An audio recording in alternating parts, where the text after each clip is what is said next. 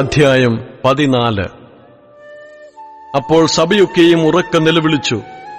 ജനം ആ രാത്രി മുഴുവനും കരഞ്ഞു. ഇസ്രായേൽ മക്കൾ എല്ലാവരും മോശയ്ക്കും അഹരോനും വിരോധമായി പിറുപിറുത്തു. സഭയൊക്കെയും അവരോട്, മിസ്രയീം ദേശത്ത് വച്ച് ഞങ്ങൾ മരിച്ചു പോയിരുന്നുവെങ്കിൽ കൊള്ളായിരുന്നു, അല്ലെങ്കിൽ ഈ മരുഭൂമിയിൽ വച്ച് ഞങ്ങൾ മരിച്ചു പോയിരുന്നുവെങ്കിൽ കൊള്ളായിരുന്നു. വാളാൽ വീഴേണ്ടതിന് യഹോവ ഞങ്ങളെ ആ ദേശത്തിലേക്ക് കൊണ്ടുപോകുന്നത് എന്തിന്? ഞങ്ങളുടെ ഭാര്യമാരും മക്കളും കൊള്ളയായി പോകുമല്ലോ. മിസ്രയീമിലേക്ക് മടങ്ങിപ്പോകയല്ലയോ ഞങ്ങൾക്ക് നല്ലത് എന്ന് പറഞ്ഞു. നാം ഒരു തലവനെ നിശ്ചയിച്ചു മിസ്രയീമിലേക്ക് മടങ്ങിപ്പോക എന്നും അവർ തമ്മിൽ പറഞ്ഞു. അപ്പോൾ മോശയും അഹ്റോനും ഇസ്രായേൽ സഭയുടെ സർവ്വസംഘത്തിന്റെയും മുമ്പാകെ കവിണ്ണു വീണു. ദേശത്തെ ഒറ്റുനോക്കിയവരിൽ നൂന്റെ മകൻ യോശുവയും യെഫുന്നെയുടെ മകൻ കാലേബും വസ്ത്രം കീറി.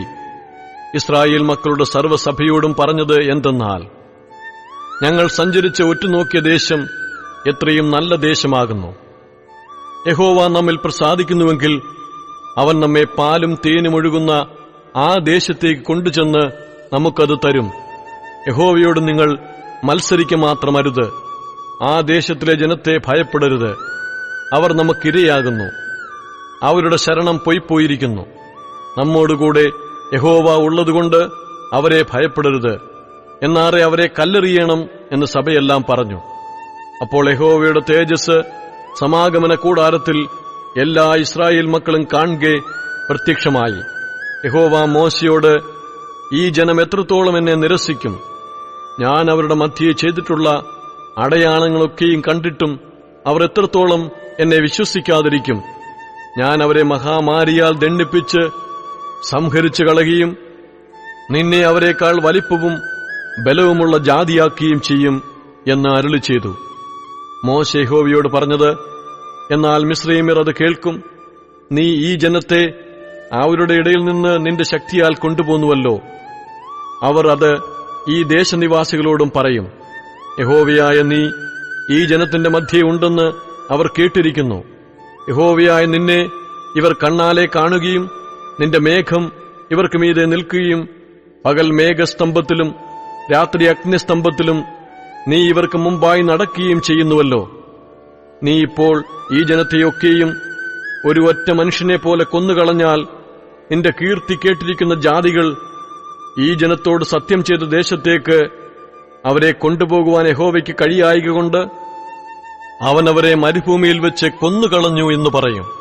യഹോവ ദീർഘക്ഷമയും മഹാദയയുമുള്ളവൻ, അകൃത്യവും ലംഘനവും ക്ഷമിക്കുന്നവൻ, കുറ്റക്കാരനെ വെറുതെ വിടാതെ പിതാക്കന്മാരുടെ അകൃത്യം മൂന്നാമത്തെയും നാലാമത്തെയും തലമുറയോളം മക്കളുടെ മേൽ സന്ദർശിക്കുന്നവൻ എന്നിങ്ങനെ നീ അരുളി ചെയ്തതുപോലെ, കർത്താവേ, ഇപ്പോൾ നിന്റെ ശക്തി വലുതായിരിക്കണമേ. നിന്റെ മഹാദയയ്ക്ക് തക്കവണ്ണം മിസ്രയീം മുതൽ ഇവിടം വരെ ഈ ജനത്തോട് നീ ക്ഷമിച്ചു വന്നതുപോലെ ഈ ജനത്തിന്റെ അകൃത്യം ക്ഷമിക്കണമേ. അതിന് യഹോവ അരുളി ചെയ്തത്, നിന്റെ അപേക്ഷപ്രകാരം ഞാൻ ക്ഷമിച്ചിരിക്കുന്നു. എങ്കിലും എന്നാണ ഭൂമിയെല്ലാം യഹോവയുടെ തേജസ് കൊണ്ട് നിറഞ്ഞിരിക്കും.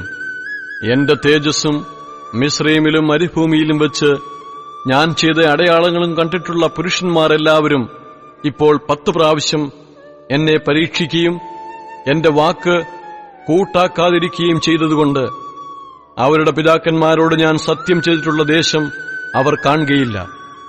എന്നെ നിരസിച്ചവർ ആരും അത് കാണുകയില്ല. എന്റെ ദാസനായ കാലേബോ അവന് വേറൊരു സ്വഭാവമുള്ളതുകൊണ്ടും എന്നെ പൂർണ്ണമായി അനുസരിച്ചതുകൊണ്ടും അവൻ പോയിരുന്ന ദേശത്തേക്ക് ഞാൻ അവനെ എത്തിക്കും. അവന്റെ സന്തതി അത് കൈവശമാക്കും. എന്നാൽ അമാലേഖ്യരും കനാന്യരും താഴ്വരയിൽ പാർക്കുന്നതുകൊണ്ട് നിങ്ങൾ നാളെ ചെങ്കടലിലേക്കുള്ള വഴിയായി മരുഭൂമിയിലേക്ക് മടങ്ങിപ്പോകുവിൻ.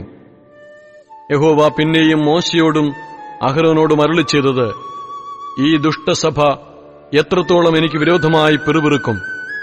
ഇസ്രായേൽ മക്കൾ എനിക്ക് വിരോധമായി പിറുപിറുക്കുന്നത് ഞാൻ കേട്ടിരിക്കുന്നു. അവരോട് പറവിൻ, ഞാൻ കേൾക്കെ നിങ്ങൾ പറഞ്ഞതുപോലെ തന്നെ എന്നാണ് ഞാൻ നിങ്ങളോട് ചെയ്യുമെന്ന് യഹോവ അരുളി ചെയ്യുന്നു. ഈ മരുഭൂമിയിൽ നിങ്ങളുടെ ശവം വീഴും.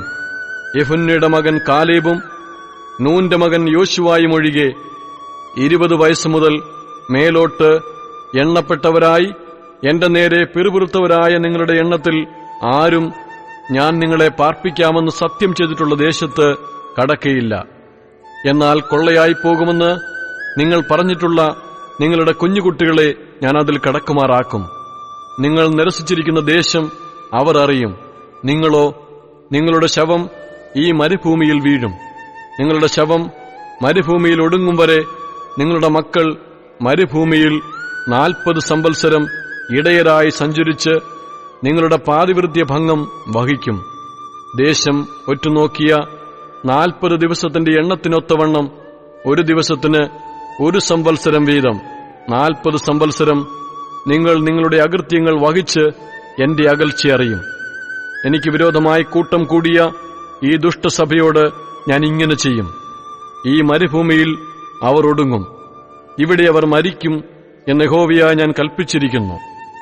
ദേശം ഒറ്റുനോക്കുവാൻ മോശെ അയച്ചവരും മടങ്ങിവന്ന് ദേശത്തെക്കുറിച്ച് ദുർവർത്തമാനം പറഞ്ഞ് സഭ മുഴുവനും അവന് വിരോധമായി പിറുപിറുപ്പാൻ സംഗതി വരുത്തിയവരും ദേശത്തെക്കുറിച്ച് ദുർവർത്തമാനം പറഞ്ഞവരുമായ പുരുഷന്മാർ യഹോവയുടെ മുമ്പാകെ ഒരു ബാധ കൊണ്ട് മരിച്ചു.